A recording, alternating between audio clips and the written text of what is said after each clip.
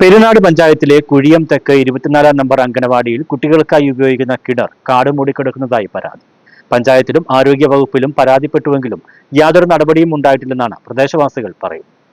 പെരുനാട് പഞ്ചായത്തിൽ 15-ാം വാർഡിൽ കുഴിയാൻ തെക്ക് സ്ഥിതി ചെയ്യുന്ന 24 നമ്പർ അംഗനവാടിയാണിത്.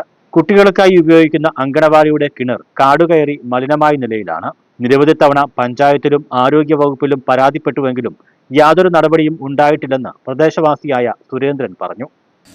വളരെ ചെറിയ കുട്ടികൾ പഠിക്കുന്ന അംഗനവാടിയിലെ കിണർ ഒരുപാട് നാൾ കാട് കയറി ഇറക്കാതെ അതിനകത്ത് മുഴുവൻ മാലിന്യങ്ങൾ നിറഞ്ഞ് അതിലെ വെള്ളം കൊണ്ട് അവിടുത്തെ ആ പിഞ്ചു കുഞ്ഞുങ്ങൾ പാചകത്തിനും കുടിവെള്ളത്തും ഒക്കെ ആയിട്ട് ഉപയോഗിക്കുന്ന ഒരവസ്ഥയാണ്. ഇതിനൊരു പരിഹാരം കാണാൻ ഇതുവരെ ഒരു ശ്രമവും അധികാരികളുടെ ഭാഗത്തു നിന്നോ ജനപ്രതിനിധികളുടെ ഭാഗത്തു നിന്നോ ഉണ്ടായിട്ടില്ല. അതിന് ഒരു ശാശ്വതമായ പരിഹാരം കാണണമെന്ന് അഭ്യർത്ഥിക്കുകയാണ്. കാരണം നാട് മുഴുവൻ രോഗങ്ങൾ പടർന്നു പിടിക്കുന്ന ഒരവസ്ഥയാണ്. മഴക്കാലമാണ്. അതുകൊണ്ട് ഈ പിഞ്ചു കൊച്ചുങ്ങൾക്ക് രോഗം വരാതിരിക്കുന്നതിനുള്ള നടപടികൾ സ്വീകരിക്കുമാറാകണമെന്ന് അപേക്ഷിക്കുകയാണ്.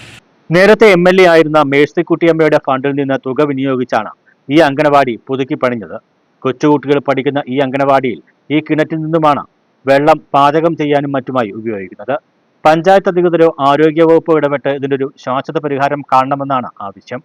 പഞ്ചായത്തിന്റെ വിവിധ വാർഡുകളിൽ മഞ്ഞപ്പിത്തം പോലെയുള്ള രോഗങ്ങൾ പടർന്നു പിടിക്കുന്ന സാഹചര്യത്തിൽ ഈ കിണറ്റിൽ നിന്നും വെള്ളം ഉപയോഗിച്ച് ആഹാരം പാചകം ചെയ്ത് കുട്ടികൾക്ക് കൊടുക്കുന്നതിലും ആശങ്കയുണ്ട്. ന്യൂസ് ബ്യൂറോ, കൊല്ലം.